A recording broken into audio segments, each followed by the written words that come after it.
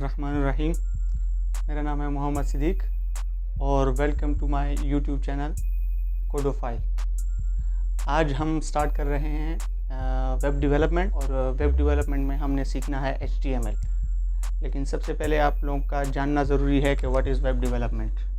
Web development क्या चीज़ है? इससे हम डिफरेंट किस्म की वेबसाइट्स बना सकते हैं, इससे हम एप्लीकेशंस बना सकते हैं। समझ आ गई है? उसके बाद हमारे जहन में एक सवाल आता है कि वेब डेवलपर बनने के लिए क्या क्या चीज़ें ज़रूरी हैं। अक्सर लोग डर जाते हैं कि वेब डेवलपमेंट तो एक बहुत खौफनाक किस्म का लफ्ज़ है। लोग कहते हैं कि ये तो बहुत डिफ़िकल्ट है। डिफ़िकल्ट कुछ नहीं है, अगर आपको समझ आ रही है तो ये आपके लिए बहुत ईजी है। ये एक सिंपल कॉन्सेप्चुअल चीज़ें हैं, अगर आपने सीख ली तो आप इससे कमाई भी कर सकते हैं, हज़ारों लाखों रुपए भी कमा सकते हैं आप इससे। सबसे पहले स्टार्ट करने के लिए स्टार्ट आप सिंपल चीज़ से लेते हैं तो हम HTML सीखेंगे, लेकिन आपको आज कुछ चीज़ें बता देते हैं कि वेब डेवलपमेंट के लिए क्या क्या चीज़ें सीखना ज़रूरी हैं, वेब डेवलपर बनने के लिए क्या क्या चीज़ें ज़रूरी हैं। सबसे पहले जो है वो कोडिंग लैंग्वेजेस हैं। ये बाकी चीज़ें भी आप लोगों को पता चल जाएंगी कि हम फिर आगे इंशाल्लाह बाकी चीज़ें भी सीखेंगे। सबसे पहले हम HTML सीखेंगे। तो सबसे पहले वेब डेवलपर बनने के लिए क्या चीज़ ज़रूरी है? Coding languages. कोडिंग लैंग्वेजेस में HTML आती है, CSS आती है। HTML जो है वो हमारे पास एक किस्म का ढांचा है एक वेबसाइट का। अगर हम वेबसाइट बनाते हैं तो उसमें कौन कौन सा बटन इस्तेमाल होना है, कौन कौन से जो है वो टेक्स्ट फील्ड इस्तेमाल होनी है, क्या क्या चीज़ें हम उसमें इंक्लूड करना चाहते हैं। तो ये एक इसकी मिसाल एक ऐसे है जैसे एक इंसान जो है वो इंसान का ढांचा होता है, हड्डियाँ होती हैं, वो उसकी शेप बनाती हैं। इसी तरह HTML जो होता है एक वेबसाइट की शेप बनाने में मदद करता है। उसके अलावा CSS हमें सीखनी ज़रूरी है। तो CSS क्या है? वो उसकी फॉर मिसाल के तौर पर हड्डियाँ तो हैं, तो एक हड्डियाँ जो होती हैं वो अकेले हड्डियाँ वो अजीब किस्म की लगती हैं, लेकिन उसके ऊपर जब शेप बन जाती है, उसके ऊपर गोश्त चढ़ जाता है, उसके ऊपर हड्डियाँ, बाल वगैरह, आंखें, नाक, तो ये उसकी क्या है? डिज़ाइनिंग हो जाती है। तो ये CSS जो है वो कैस्केडिंग स्टाइल शीट्स, ये जो है ये डिज़ाइनिंग है एक वेबसाइट की। CSS जो है ये HTML की ब्यूटिफिकेशन करती है।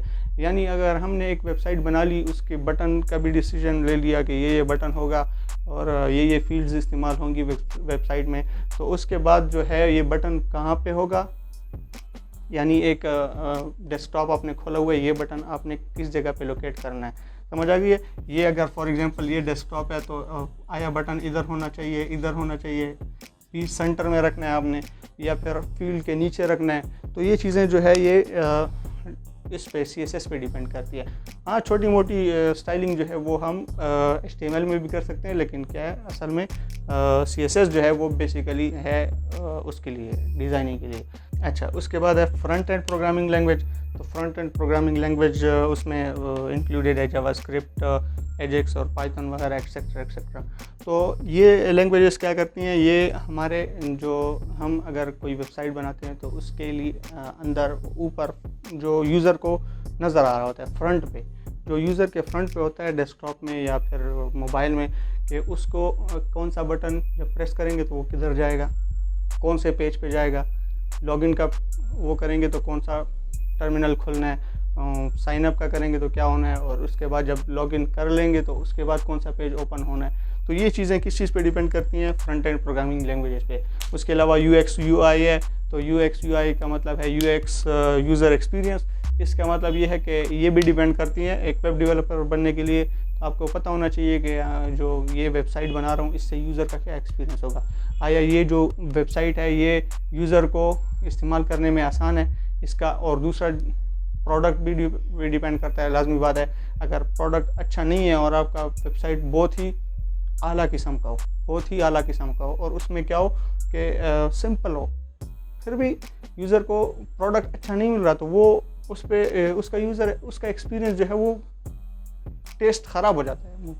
वो टेस्ट इसलिए ख़राब हो जाता है क्योंकि उसका प्रोडक्ट सही नहीं है। तो प्रोडक्ट भी इसमें ज़रूरी है, और इसमें जो डेवलपमेंट है, जो वो है क्या कहते हैं वेबसाइट है, उसका यूज़ उसके लिए आसान हो, सिंपल हो। तो ये चीज़ें क्या है यूज़र एक्सपीरियंस में आती हैं।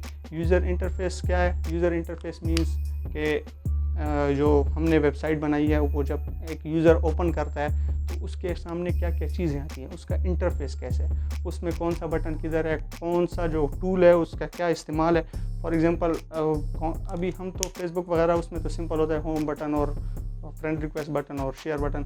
इसके अलावा जब आप कॉम्प्लेक्स ऐप्स इस्तेमाल करेंगे जैसे एडोबे इलस्ट्रेटर वगैरह है, फ़ोटोशॉप है, आफ्टर इफेक्ट्स है, तो उनके जो टूल्स होते हैं वो डिफरेंट होते हैं और उनके टूल्स के इस्तेमाल भी थोड़ा मुश्किल होता है। तो वो इंटरफेस जो है वो अगर आप इलस्ट्रेटर का सीख लेते हैं तो आपको आफ्टर इफेक्ट्स का और फोटोशॉप का थोड़ा इजी लगने लगता है। हाँ, थोड़ा उसमें डिफरेंस होता है, लेकिन क्या है वो आपको एक टूल का जहन में बैठ जाता है। तो ये इंटरफेस जो है वो ज़रूरी है कि इंटरफेस जो है वो यूज़र के लिए आसान हो, सिंपल हो, वो चीज़ें ज़रूरी हैं। ये HTML बहुत ज़रूरी है, HTML के बगैर वेबसाइट बनती नहीं, समझ आ गई है। तो HTML जो है वो कंपलसरी है, CSS जो है वो भी ज़रूरी है।